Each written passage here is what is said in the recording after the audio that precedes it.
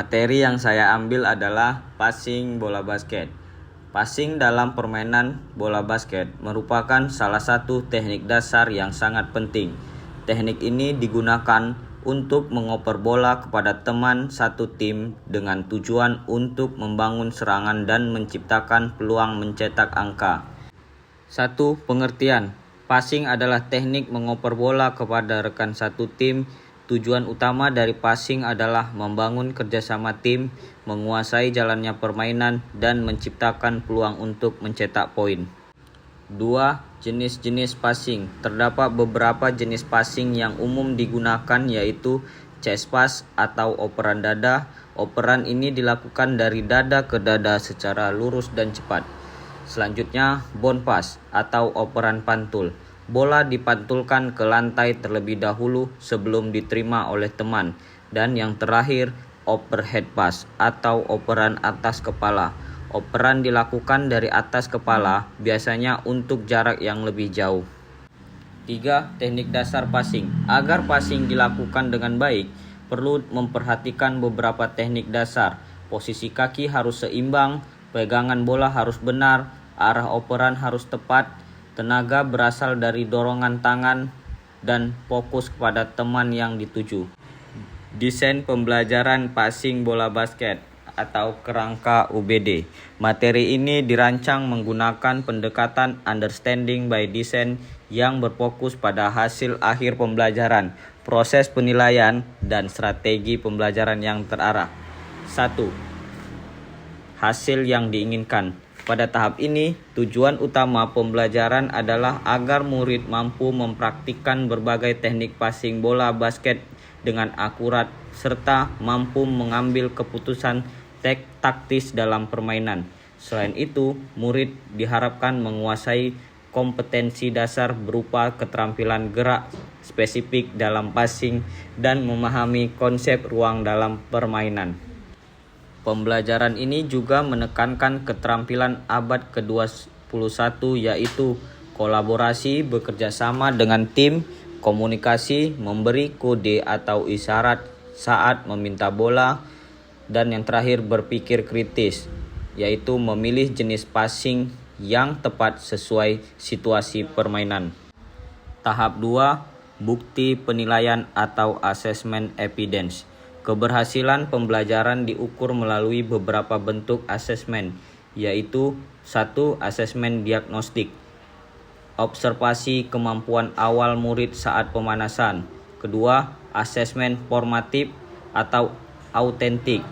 Melalui peer assessment, murid saling menilai ketepatan tangkapan menggunakan lempar checklist sederhana.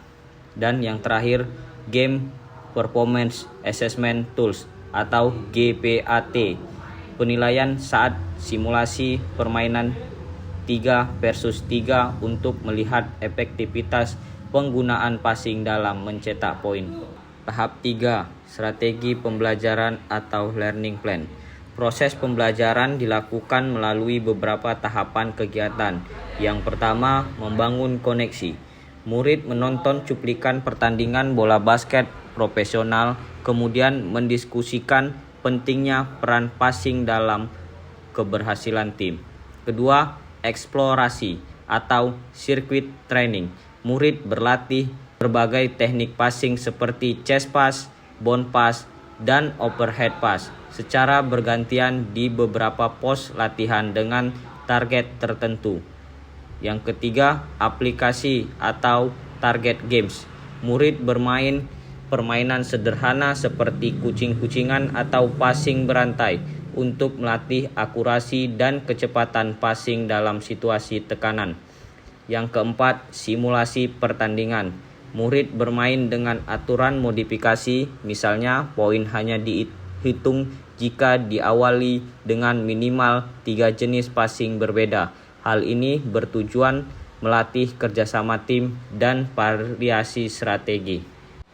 Dengan melalui desain pembelajaran ini, murid tidak hanya belajar teknik passing, tetapi juga mengembangkan kemampuan berpikir taktis, kerjasama tim, dan komunikasi dalam konteks permainan nyata. Pendekatan pembelajaran. Pembelajaran menggunakan beberapa pendekatan, yaitu 1. Student Centered Learning atau SCL, yaitu murid menjadi pusat pembelajaran. Yang kedua, Discovery Learning, yaitu murid menemukan konsep melalui pengalaman. Yang ketiga, Cooperative Learning, yaitu murid belajar melalui kerjasama kelompok. Dalam hal ini, guru berperan sebagai fasilitator yang membimbing, bukan sebagai satu-satunya sumber informasi. Tujuan pembelajaran. Setelah mengikuti pembelajaran, murid diharapkan mampu memahami berbagai jenis passing, diantaranya chest pass, bound pass, dan overhead pass. Mampu mempraktikkan teknik passing dengan benar, mampu bekerja sama dalam tim, dan mampu mengambil keputusan yang tepat saat bermain. Kegiatan pembelajaran. 1. Pendahuluan. Guru memberikan pertanyaan pemantik tentang pentingnya passing dalam permainan. Murid berbagi pengalaman bermain, dan guru menyampaikan tujuan pembelajaran. 2. Kegiatan inti. Di kegiatan ini terdapat 1. Eksplorasi, yang dimana murid bekerja dalam kelompok kecil 3-4 orang, kemudian mencoba berbagai cara mengoper bola dan menemukan teknik passing yang efektif. Selanjutnya, diskusi dan refleksi, yang dimana murid mendiskusikan teknik yang paling efektif, kemudian menentukan kapan harus menggunakan jenis passing tertentu, dan guru mengarahkan kepada konsep yang benar.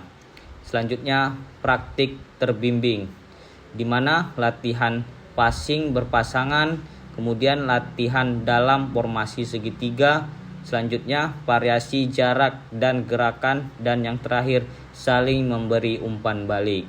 Kemudian melakukan game mini atau aplikasi.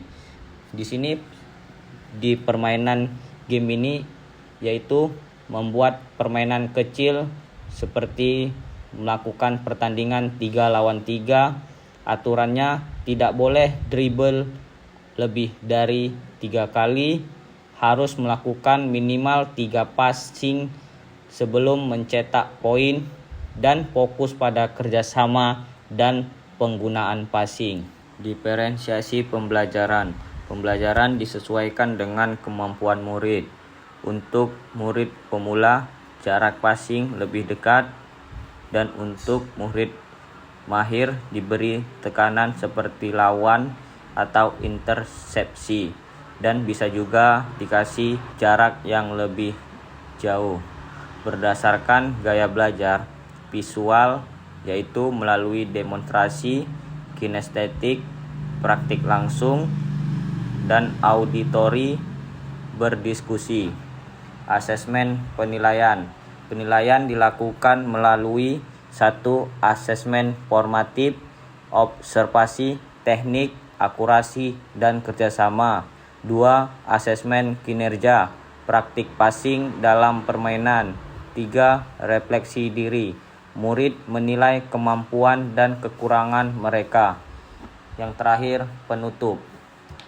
Murid melakukan refleksi tentang pembelajaran, diskusi tentang jenis passing yang sering digunakan, kemudian menyimpulkan manfaat passing, dan yang terakhir, guru memberikan penguatan. Ciri-ciri pembelajaran berpusat pada murid. 1. Murid aktif mencoba dan menemukan. Kemudian murid bekerja sama dan berdiskusi.